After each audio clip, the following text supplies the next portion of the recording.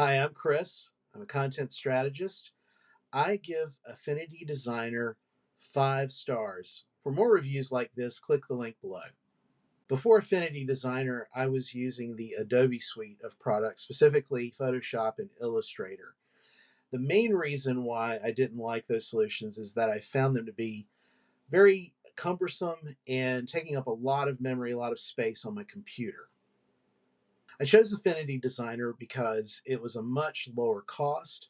There's no subscription model. You pay for the software, you have the software. And also, the company that makes Affinity Designer provides tremendously good help videos, tutorials, as well as printed books that guide you through Affinity Designer and how to use it.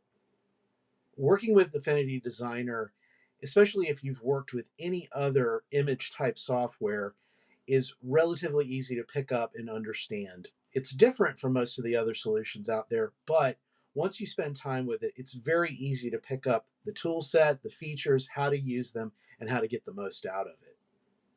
If you're considering Affinity Designer, there is a tremendous amount of help available getting you up and running, getting you started, helping you figure out how to use Affinity Designer to its fullest extent. There's also a tremendous community out there of designers and Affinity Designer users that really provide all of the answers to the questions that you might have.